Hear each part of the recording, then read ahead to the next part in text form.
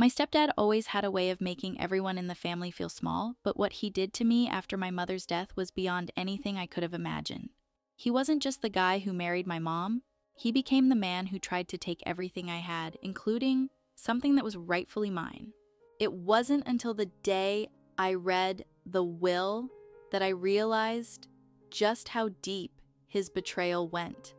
My mother had passed away unexpectedly, and while the grief was overwhelming, I had never expected to face a battle over what she had left behind, her inheritance. As her only child, the estate should have been mine. Everything. It wasn't much, but it was enough to start a new life, to have a future that wasn't burdened by the debts and struggles that had followed us. I knew exactly what my mother had intended. She had always been clear about it, telling me time and again that she wanted me to have it all when she was gone.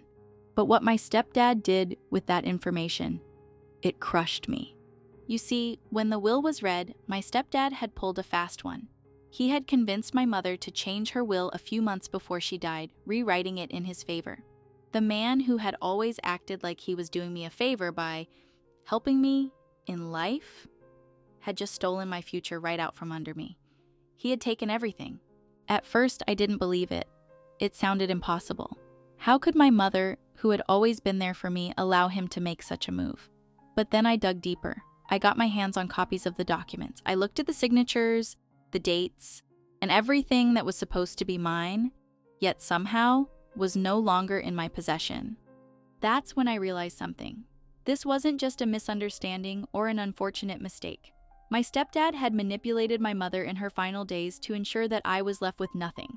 And to make matters worse, when I confronted him about it, he just laughed it off. He didn't even care that I was devastated. He didn't care that he was taking something from me that wasn't his to take. But what he didn't know, what no one knew, was that I was not going to let this go. The injustice of it all didn't just hurt. It fueled something inside me. Something I had never felt before. A fire. A need for revenge. And wasn't just going to sit back and let him get away with it. This was the moment I decided. I wasn't going to fight him with anger alone. I was going to use everything I had legally to take back what was rightfully mine and take everything he owned in the process. Growing up, I never had the easiest life. My mother and I lived in a small, modest house after my parents divorced when I was very young. She worked long hours to make sure I had everything I needed, even if it meant sacrificing her own happiness. I always admired her strength. She was my rock, the one person I could count on when everything else seemed to fall apart. But everything changed when she met Steve, my stepdad. He wasn't what I had imagined someone like her would marry. At first, he seemed nice, charming even. He said all the right things, promised to help out with the bills, and even took me to ball games, acting like a fun stepdad. But over time, the cracks began to show.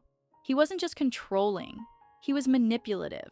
He would always have the final say, especially when it came to money, decisions about the house, or anything that affected our lives. He tried to make it seem like he was doing what was best for the family, but I always felt like his dominance was more about power than care. I watched as my mother, who once made all the decisions with such confidence, started deferring to Steve. She was always a strong woman, but over the years, I could see her becoming more and more dependent on him. It didn't help that he constantly undermined her, made her feel like her opinions didn't matter, or made her doubt her judgment. By the time I was in my late teens, I saw the person my mom used to be slowly disappearing.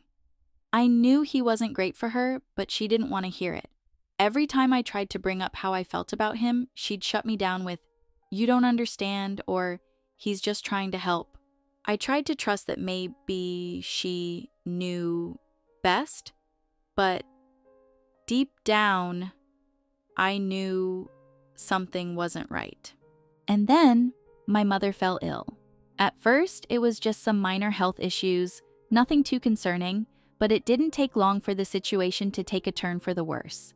Her illness was more aggressive than anyone anticipated, and she was soon in and out of the hospital. During that time, Steve started acting strangely. He would hover over her, pushing her to make decisions about the will and family finances that made me uncomfortable. It wasn't about her well-being anymore. It felt like he was moving fast to lock in his own future. One night, after she'd been hospitalized for a week, Steve took me aside. He seemed almost too calm, like he was preparing for something. "I think it's time we talk about the will," he said, his voice smooth, almost too smooth. I nodded, thinking it was just a routine conversation. "Of course," I replied, but inside, a knot began to form in my stomach.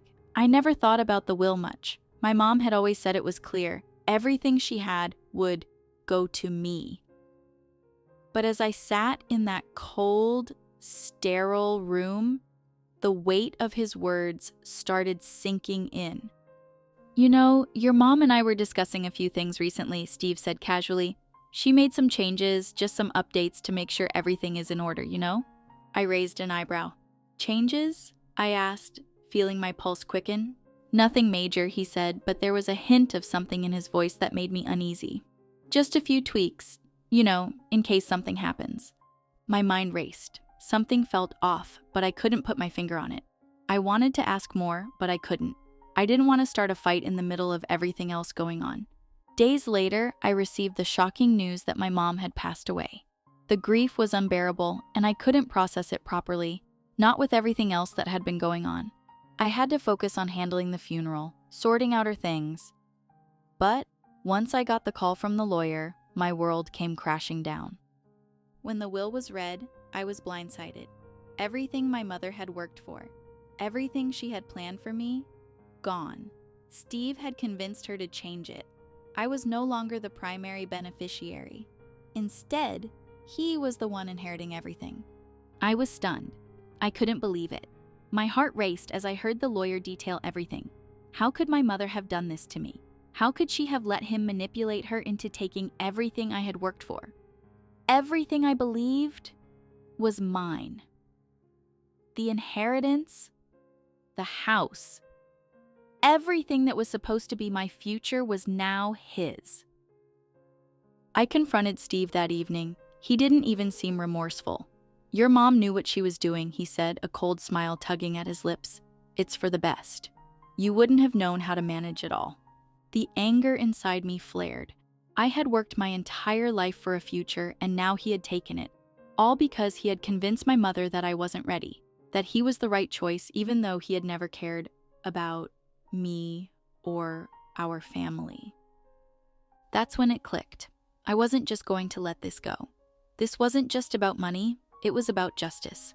He didn't deserve any of it, and I wasn't going to stand by and let him steal my future. He thought he had won, but he'd made the mistake of underestimating me. I was going to take back what was mine, and I would do it legally, and make sure he paid for his betrayal. Once the shock wore off, I realized that the anger I felt wasn't going to be enough. I needed a plan, something methodical and precise, nothing reckless. I couldn't risk making a mistake. This wasn't just about getting back what was mine. It was about making sure he paid the price for his deceit, for his arrogance, and for everything he had taken from me. The first step was simple. I needed to understand exactly what I was up against. I knew that Steve didn't just take the inheritance, he had manipulated everything in his favor. But how? How had he managed to convince my mother to change the will? What was his influence over her? I had to find out more. I spent the next few weeks researching everything I could about Steve's financial situation. It didn't take long for me to realize that he was in a lot of debt, more than I had imagined. I had always assumed his lifestyle was funded by his supposed success, but the reality was far darker. He had racked up loans, credit lines, and made bad investments that were sinking him. The family business that he had been so proud of was losing money, and his supposed wealth was just a house of cards. Steve had always projected the image of success, his tailored suits, his flashy cars, but under the surface, it was clear that he was living on borrowed time. The realization didn't just feel like a win, it felt like I had been handed a weapon. The company, the business dealings, everything he had built his life on was now vulnerable, and I knew exactly where to strike him. But there was one more piece of the puzzle that needed to fall into place. I needed to understand how my mother's will had been altered. I needed to know who was behind those changes and whether there was any chance of legally contesting it. That's when I reached out to a lawyer. At first, it was just a casual conversation. I had no idea how deep this would go, but after a few meetings, the lawyer revealed something critical. The will had been signed under questionable circumstances. There were gaps in the paperwork, inconsistencies in the signatures, and signs of undue influence on my mother. It wasn't solid, but it was enough to start an investigation. The more I dug into it, the more I uncovered. Steve had pressured my mother into making changes in her final months, taking advantage of her vulnerability. The lawyer believed that, with the right legal battle, we could get the changes overturned. I knew the stakes were high. If Steve found out I was contesting the will, he would fight back fiercely, but I was willing to take that risk. I wasn't just fighting for the inheritance, I was fighting for the dignity of my mother's wishes, for the trust she had placed in me, and for the right to live the life she had always dreamed of for me. The next move was critical. I needed to collect evidence of his manipulation and get the legal team involved. I needed to strike when he least expected it, when his arrogance was blinding him to the fact that he wasn't as untouchable as he thought. I began shadowing Steve, watching his interactions with lawyers, with the people who handled his finances. He had no idea that I was making moves behind the scenes. I learned about the shady business dealings he'd been involved in, blackmail, financial manipulation, and even questionable investments that could tarnish his reputation. I couldn't believe what I was uncovering. Steve was far more vulnerable than he thought. What I didn't realize was that, while I was planning my revenge, Steve was making his own moves. Confident that I would never fight him, he started consolidating his position further. He put pressure on my family, telling them how he was the rightful heir, how I had no experience, no understanding of how things worked. He even went so far as to turn some of the family against me, making them question my intentions. But that only fueled my fire. I spent the next few weeks focusing on the legal route. I had the evidence, I had the lawyer, and now I had to execute the perfect plan. Steve would never see it coming. The moment of truth arrived much sooner than I expected. Everything I had worked for, everything I had gathered, it was all about to come to a head. I had spent months building my case, collecting the evidence, and carefully positioning myself. Now, it was time to confront Steve and watch everything he had worked so hard for begin to unravel. The first step in my plan was to catch him completely off guard. I called a meeting with the family, the lawyer, and a few key people from Steve's circle who had once been loyal to him. It was a high-stakes game, and I knew I had to have everything in place before the meeting. But when I walked into that room, I could see Steve's usual arrogance. He was sitting at the head of the table, his suit pressed perfectly, a glass of whiskey in hand, still acting as if he was the one in control. As soon as the meeting began, I could feel the tension building. He didn't know it yet, but everything was about to come crashing down on him. I turned to the lawyer first, who pulled out the documents I had prepared. It was time to drop the bombshell. "Steve," I said calmly, watching as his confident smile faltered, "we've reviewed the will, and we've found that the changes you've made to my mother's will were made under false pretenses and questionable influence." I watched his face freeze. His grip on the whiskey glass tightened. "What the hell are you talking about?" he spat. "You manipulated my mother into changing the will," I continued. "She wasn't in a condition to make those kinds of decisions, and now, thanks to your actions, you've taken everything that was meant for me." The room fell into stunned silence.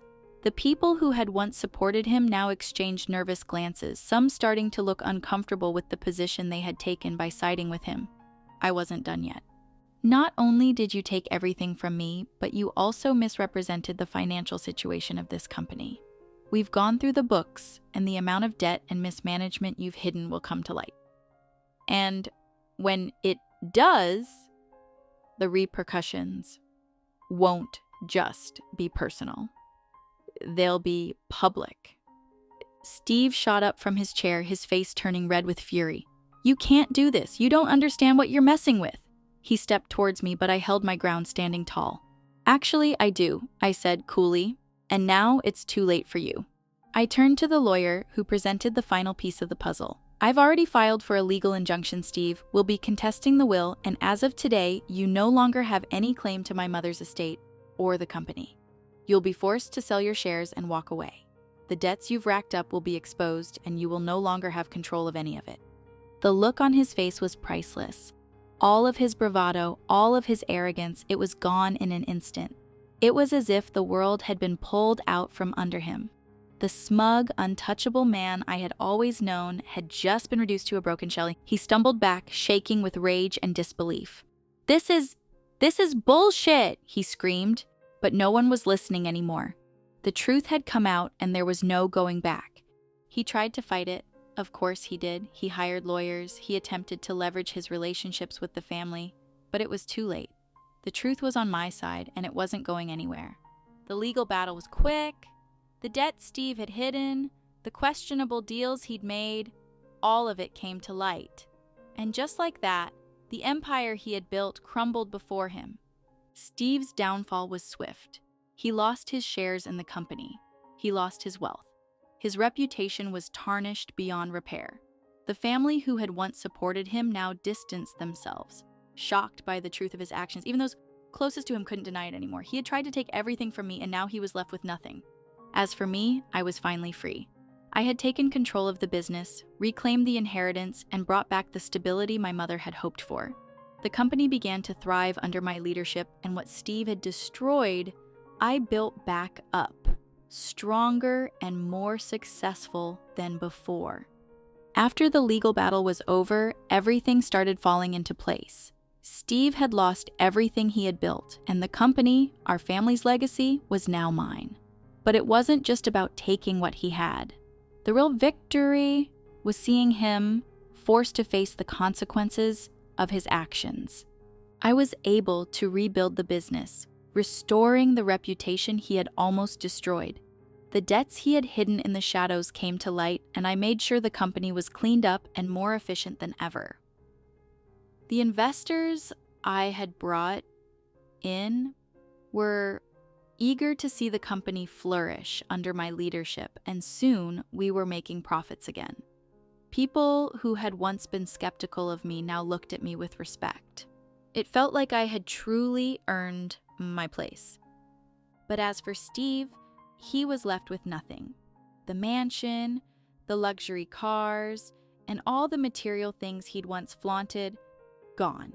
He had no choice but to leave the life he had built behind. I never heard from him directly after that. It seemed like he had disappeared into the background, and honestly, I didn't care. The man who had tried to ruin me was nothing more than a distant memory now. One of the hardest things to come to terms with was the way my family reacted. Some of them understood, while others were shocked and disappointed in the way I had handled the situation. My mother's side of the family, who had always been wary of Steve, supported me, but my father's side had mixed feelings. They didn't understand why I couldn't just let it go and move on without causing such a dramatic shift in the family dynamic. But the reality was, I couldn't let it go. Steve had crossed a line. He hadn't just stolen money or material possessions, he had stolen my future, my sense of security, and my connection with my mother. He had used her in her final days, and he had underestimated me. I owed it to myself and to my mother to stand up for what was rightfully mine. Over time, I realized something else. While the battle had been tough, it had changed me. I was no longer the quiet, passive person I once was. I had learned to stand my ground, to fight for what was mine, and to never back down in the face of betrayal. I had taken control of my life, and there was no turning back. As for Steve, I'm sure he tried to rebuild. He might have gotten some small victories here and there, but the damage had already been done. The people who once supported him had seen his true colors. His reputation would never recover. He was left alone, with nothing to show for his years of manipulation and deceit. But for me, life was different now. The company was mine. I had reclaimed my inheritance, and most importantly, I had reclaimed my dignity. The man who had tried to steal everything from me was gone, and I was stronger than I had ever been. The final chapter of this saga didn't just end with victory over Steve, it ended with the realization that I could handle whatever life threw at me. Nothing would ever be taken from me again. I was no longer the victim. I was the one in control. And that was the most satisfying feeling of all.